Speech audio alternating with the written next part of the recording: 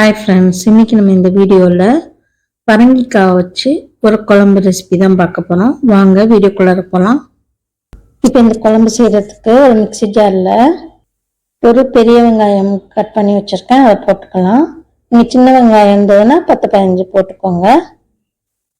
2 பல்லு பூண்டு, ஒரு தக்காளி, 5 காஞ்ச மிளகாய் போட்டிருக்கேன். காஞ்ச மிளகாய் காரம் உங்களுக்கு தகுந்த மாதிரி, உங்கள் டேஸ்ட் காரத்துக்கு தகுந்த மாதிரி போட்டுக்கோங்க.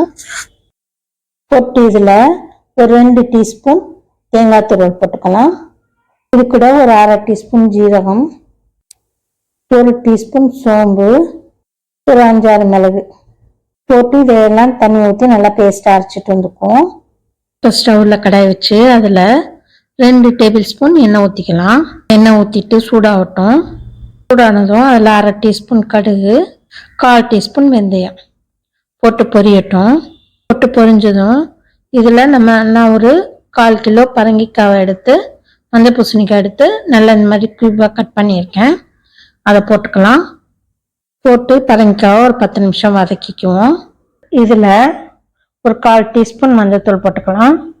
அப்புறம் தனியா பொடி 2 டீஸ்பூன் போட்டுக்கலாம். அப்புறம் மிளகாய்த்தூள் 1 டீஸ்பூன் போட்டிருக்கேன்.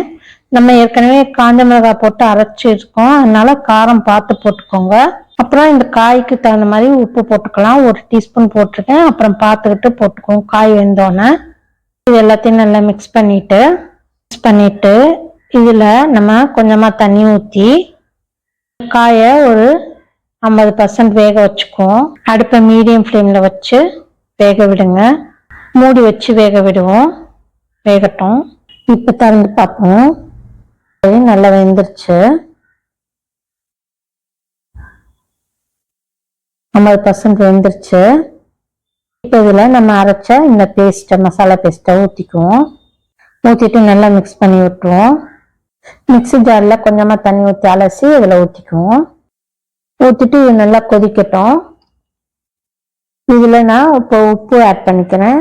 இந்த ஸ்டேஜில் உப்பு காரம்லாம் பத்தலைன்னா பார்த்து போட்டுக்கோங்க. இதை மூடி ஒரு 10 நிமிஷம் கொதிக்கட்டும்.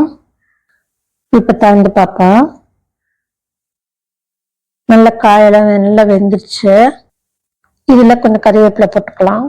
நான் ஒரு லெமன் சைஸ் புளி எடுத்து கரைச்சி வச்சிருக்கேன், அதை ஊற்றிக்கலாம். கலந்து விட்டுட்டு இந்த புளியோட பச்சை வாசனை போகிற வரைக்கும் கொதிக்கட்டும். இந்த குழம்பு சுண்ட ஆரம்பிச்சிருச்சு, ஓரளவுக்கு திக்காயிட்டு இருக்கு. இன்னும் கொஞ்சம் நல்லா சுண்டட்டும். எண்ணெயெல்லாம் பிரிஞ்சு திக்காயிடுச்சு. இந்த பாருங்க, நல்லா திக்காயிடுச்சு. காயும் நல்லா வெந்திருக்கு.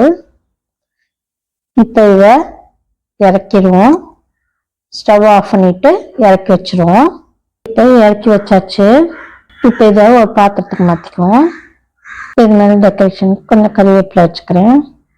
இந்த பரங்கிக்காய் குழம்பு இட்லி, தோசை, சாதம், அது மட்டும் இல்லாமல் பொங்கல் அப்படின்னு எல்லாத்துக்கும் ஏற்ற சைட் டிஷ்ஷாக இருக்கும். இதுக்கு ஒரு கூட்டு, பொரியல், அப்பளம், வத்தல்னு எல்லாம் இதுக்கு சைட் டிஷ்ஷாக வச்சு சாப்பிட்லாம். இந்த ரெசிபியை செஞ்சு பாருங்கள். செஞ்சு பார்த்துட்டு இந்த வீடியோ பிடிச்சிருந்தா லைக் பண்ணுங்கள், கமெண்ட் பண்ணுங்கள், ஷேர் பண்ணுங்கள். அப்படியே எங்கள் சேனலை சப்ஸ்கிரைப் பண்ணுங்கள்.